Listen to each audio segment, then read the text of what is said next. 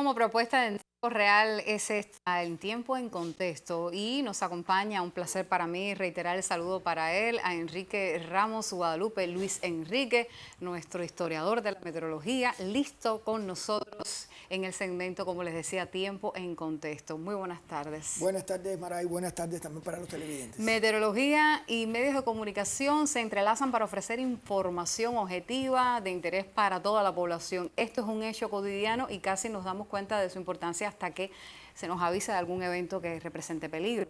Entonces cuéntenos cómo comenzó la historia, dónde convergen meteorología y medios de comunicación, profesor. Sí, al igual que la comunicación humana, lo primero fue la noticia de persona a persona.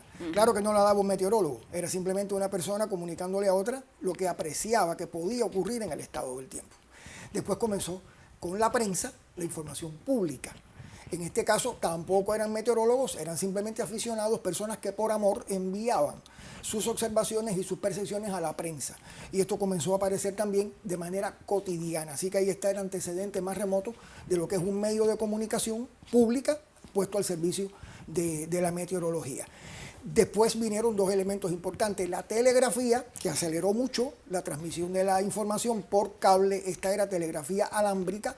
Y después la telegrafía por radio o radiotelegrafía, que permitió emitir información en tiempo real, en el momento en que estaba ocurriendo un evento y de manera inmediata desde la localidad en la que se estaban produciendo esos fenómenos. Sin duda, nuestro país es una nación adelantada en términos de tecnologías aplicadas también a la comunicación pública. ¿Qué pudiéramos hablar de la radio, ya que usted la ha mencionado? Sí, la radio tiene una importancia capital. En este caso hablamos de la radiofonía. Primero hablamos de la radiotelegrafía, esta es la radiofonía. Eso permitió dos cosas. Primero, que un locutor llegara hasta el domicilio de la persona que estaba escuchando, dando esa información de una manera más personalizada, si se entiende de esa manera. Después, en la propia voz de los meteorólogos, lo cual le confería un nivel de autoridad social muchísimo mayor. Hay tres momentos que no podemos obviar. Primero, agosto de 1922, se funda la radio cubana. Y con la apertura de esa emisora, las 2LC de Luis Casa Romero, se transmitía el cañonazo de las 9 e inmediatamente después el pronóstico del tiempo que leían directamente de la prensa. Hay una continuidad con el momento anterior. Todo el mundo recuerda que fue la primera emisora comercial, pero a veces se olvida que lo que transmitió en primer plano fue el pronóstico del tiempo. Un segundo momento que ocurre en octubre de 1944. Es la primera vez que la radio transmite en emisoras locales, provinciales y a veces en una cadena nacional la información relacionada con el huracán de octubre de ese año. Fue el primero que se difundió de manera masiva a través de la radio. Y tampoco podemos omitir en 1947 la creación de Radio Reloj, primer canal continuo de noticias que se aplicó inmediatamente. Fíjense que ocurre unos pocos años después de ese huracán. Y entonces, bueno, ya la radio adquiere una dimensión mucho más amplia y continua de la información meteorológica. Ya en 1950 se instalaron en Cuba las primeras emisoras de televisión comercial. Hoy tenemos en nuestro país canales nacionales que también brindan información acerca de la meteorología. Ahora, profesor, ¿cómo pudiéramos abordar en esta difusión específica de la meteorología en la actualidad? ¿Cómo usted la valora? Sí, en los años 50 aparece el director del Observatorio Nacional, era la institución antecesora del Instituto de Meteorología. Aparece en cámara dando algunas informaciones de carácter general.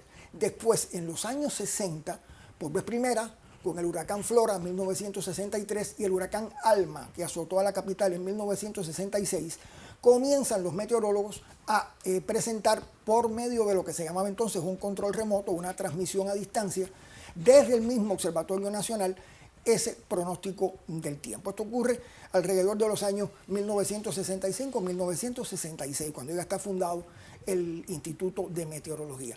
Posteriormente, muy importante, aparecen los telecentros provinciales en los años 80.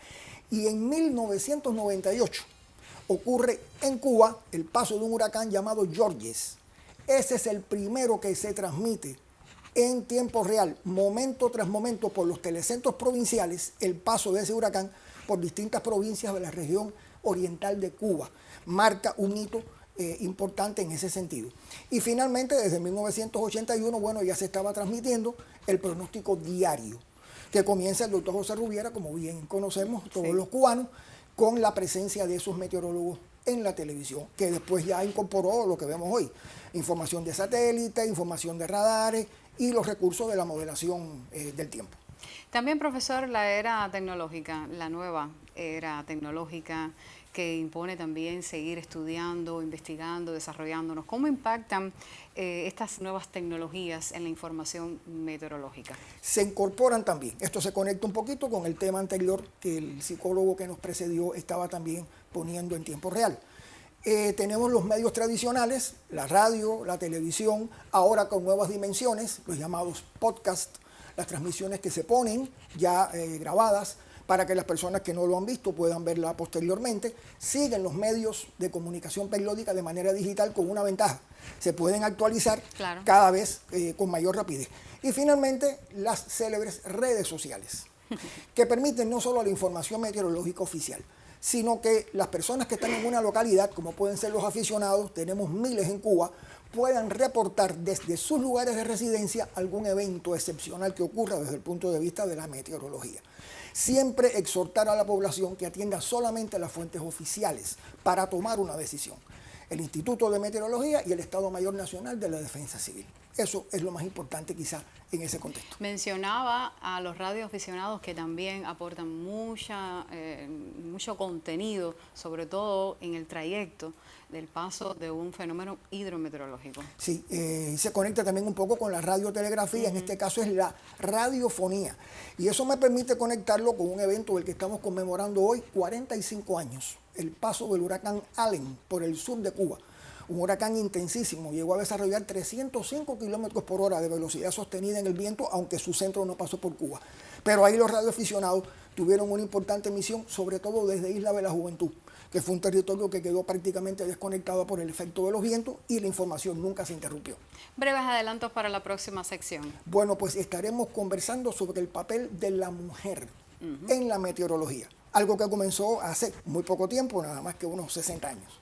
Pues la invitación está hecha. Gracias al profesor por compartir con nosotros este tiempo en contexto, una segmento que le prepara nuestra revista en meses de verano. Una propuesta que estoy segura usted ha aceptado con mucho placer.